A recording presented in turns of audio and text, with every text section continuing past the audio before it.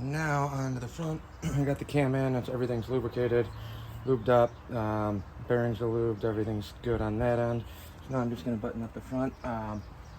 This plate, a cam retainer plate, basically. It is grooved on the back side, so it's labeled front and back. Bottom, this little passage right here allows oil to flow through. Just make sure that's lining up correctly on here. A little bit of Loctite on these guys. These do not need to be hooked down. They are very small.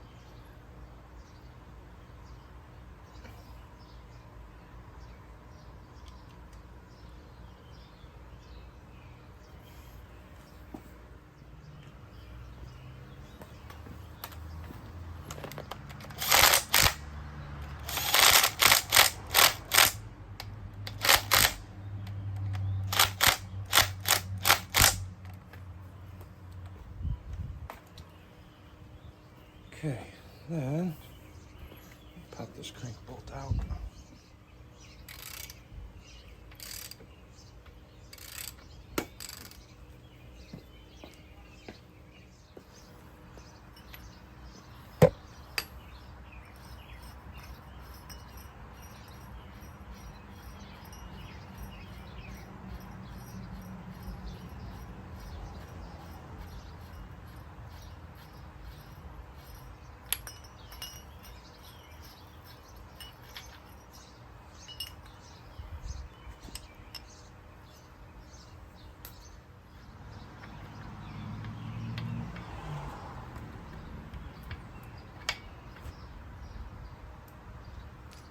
Let's keep hold on.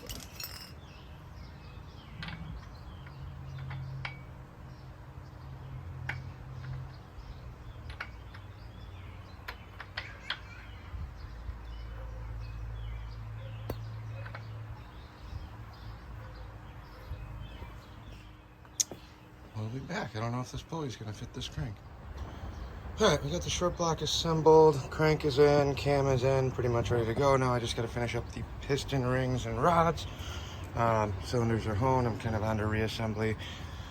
Timing gear, I got a video of that where I start trying to put this on. This shaft got real tight on the end. I just took some emery cloth to it and it's going on now. It's still a little snug, but I'm good with that. Doesn't need to be a quick slip fit, it's just gonna go on and stay there. The cam side's fine, but the crank gear is a little snug. Just kind of making that work. Then we're on to new rings and pistons. So I'm going to clean up all the ring lands. If you look in here, these ones actually aren't too terrible, but knock down some of that carbon, get that all nice and clean again. Get the new rings on and go on to reassemble the block. While I was tearing this motor down, I did find one of the reasons I ended up having to go through this when I started pulling the pistons out. I had two that were broken.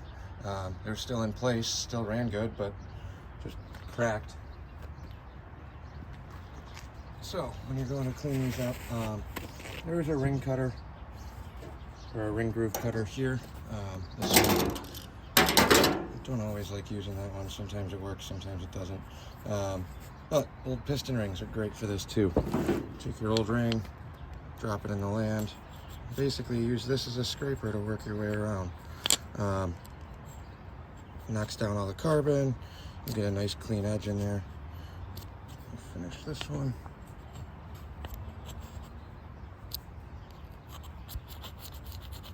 This works on cars, bikes, any of the pistons really. Dirt bikes. Been doing this for a long time on the mopeds and two-stroke stuff too. I always like to get real carboned up. As you can see, that top one, it's knocking down a bunch of that carbon already. Go to the side I didn't do, you can kind of see it, or second ring landing. See how oily it is.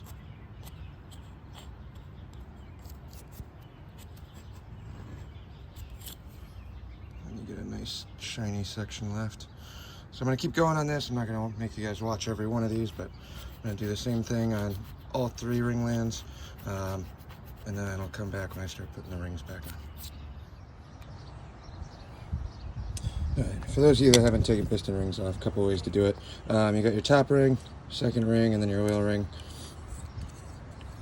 Line this up, just grab one of these. Ring edges are really sharp. Pretty much everything on the inside of the motor is really sharp. Two ways to kind of go about doing it. If you clip this top one, usually just bring it up a little bit like that, and I'll basically just roll it around the piston. Comes right off. Same thing here, just kind of lift it up.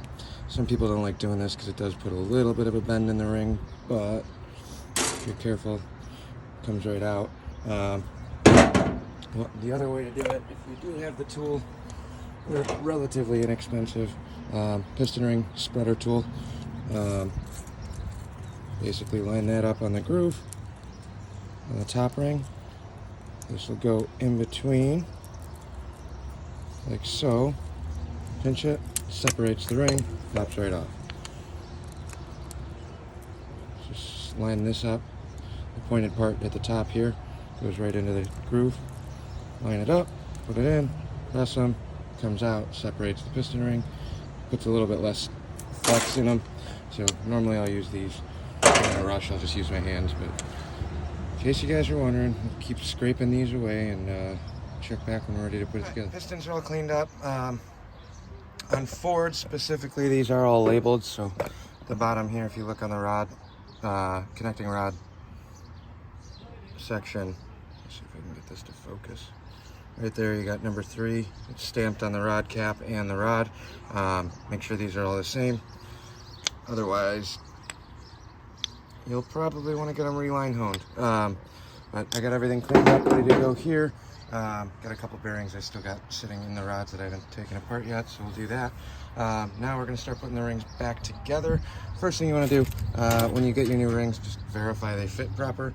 This is a standard bore block, so these are standard bore rings. Come over to the block real quick. All you got to do to check these, drop them in, set them up, and then I'll just take a piston like so.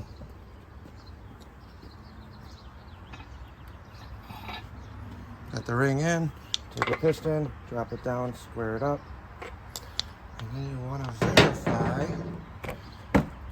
that the ring has the proper gap. I've gone through and done all of these. You got the gap right there.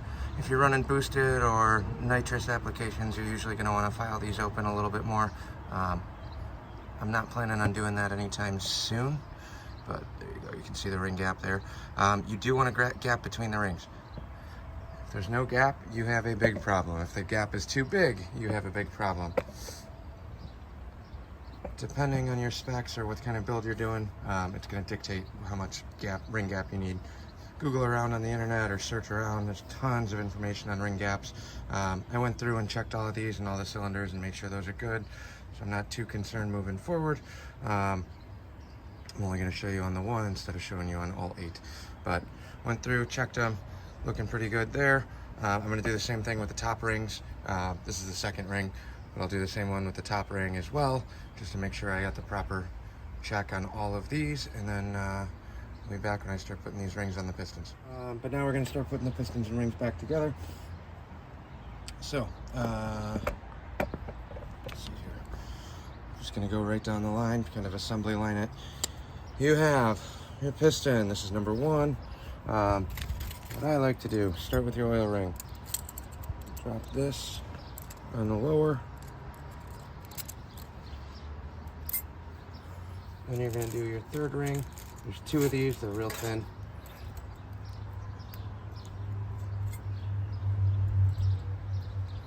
Set it in on one side and then just roll it around. I'll do a couple of these with you.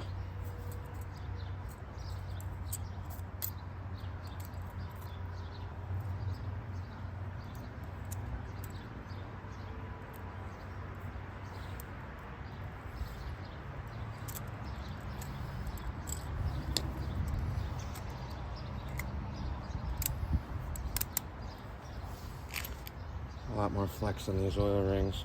So I got this one sitting over here. I'll separate these. Once you get the motor running, these things roll around like crazy anyway, so too critical.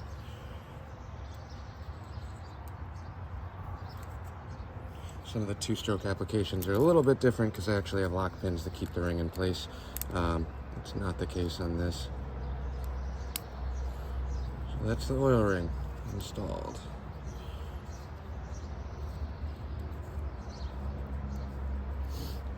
And we're going to go to our second ring. On the second ring specifically, the order of this matters. So if you look at this ring, looks pretty flat on this side. Notice we have a stamp on here, it says top. Some of them just have a single dot. The dot goes up. The reason for that is, if you look at the side of, if I can get this to focus, you have a sharp machined edge here, just a 90 off edge here. If I look at the other side of this ring, it's actually got a chamfer. I don't know if you guys can see that, but the bottom side of the ring is chamfered.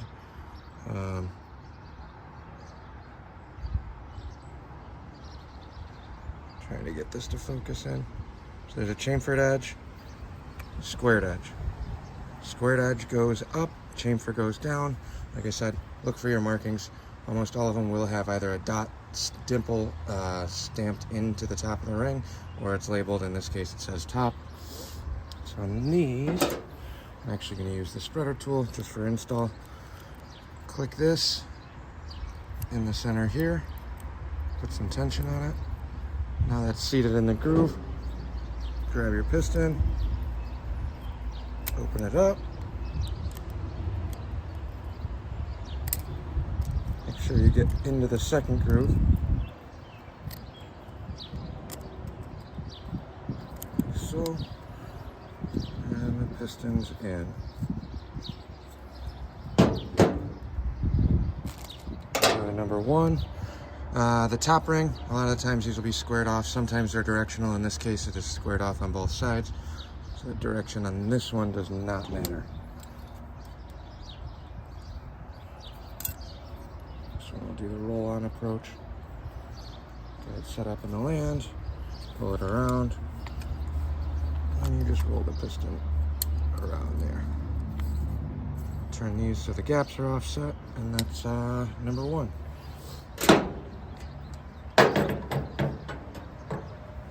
Same thing on number two. Grab your oil ring.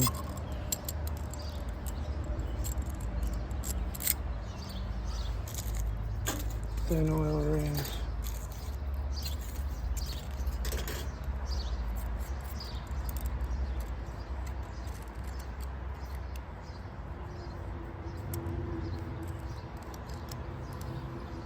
Just gonna roll this around. Make sure that your the coiled part of the oil ring doesn't bunch up or bind up. Sometimes when you're putting these on, the overlap on the middle will like to get stuck on itself. You do not want that. Go.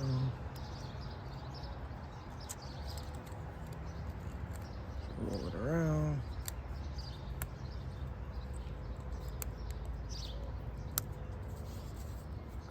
Oil rings on. Check the top. Again, the chamfer side on these second rings always go down. Land this in the groove. Spin it around. I'm running cast rings on here. They are very brittle, so if you start flexing them or bending them a ton, they are going to snap. Careful, you do not want to do that. You know, rings aren't that expensive, but when you got all your parts and you're trying to put something together and you break it or something snaps, it's never fun waiting to get new parts.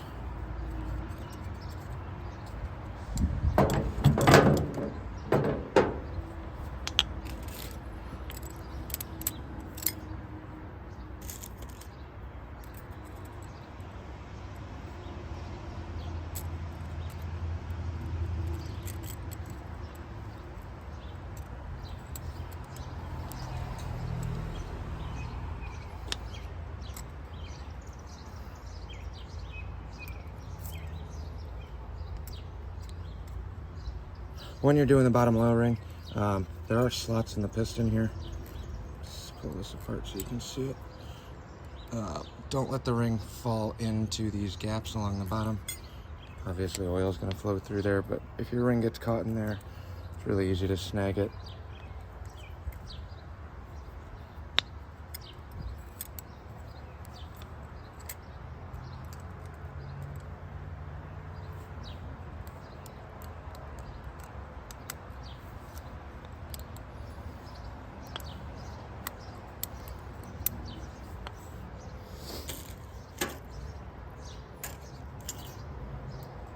No direction on these ones either. Just kind of go in wherever. Again, be real careful on these corners. The edges of the rings get real sharp.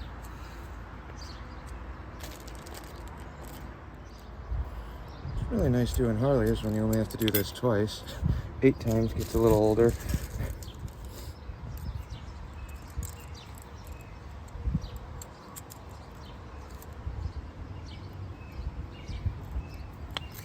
A little repetitive, but all the same.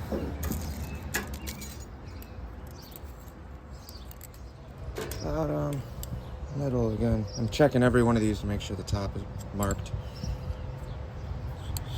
Little step, but it's really easy to mess that up, so make sure you're paying attention.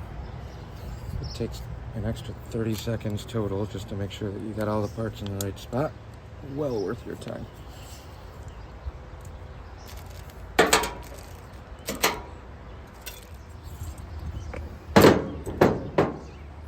I'm not dropping these in the motor right away today. Might get back to that later. Right now I'm just trying to get these together before I gotta run to work, but once these are done, I'm also trying to figure out what I'm doing in terms of running the pistons in this. We can go over that while I'm assembling some of these.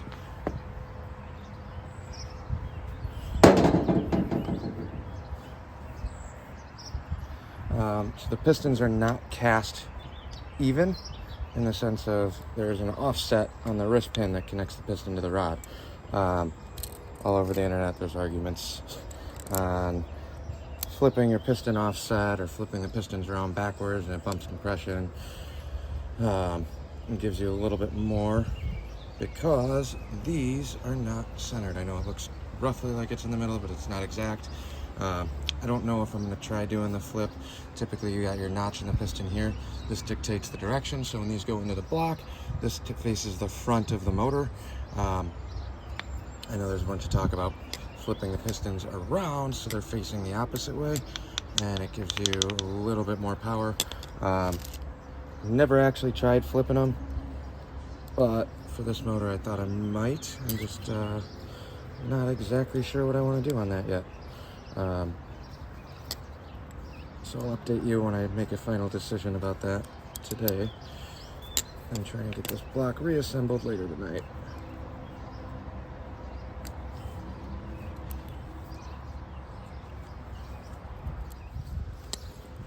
Biggest thing with this, just make sure you're rotating them around evenly.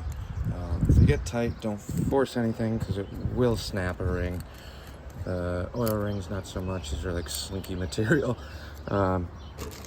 But on the actual cast ring, or the uppers, they will snap if they're not going in even.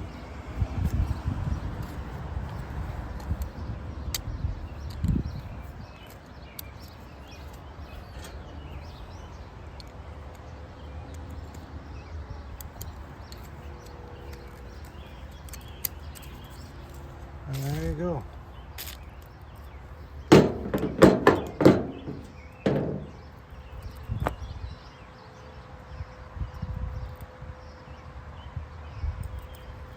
Also, clean up your work area, because when you find extra parts sitting around, you get real confused. But there it is. 8 pistons, all rerung. Now I'll just figure out what I'm doing on the motor and how I want to assemble this when I put it back in the block. Everything was checked, should drop right in. I just got to get the ring tool, which is kind of a pain because I got a crappy AutoZone one that has been broken for a while, but we'll be back later for that.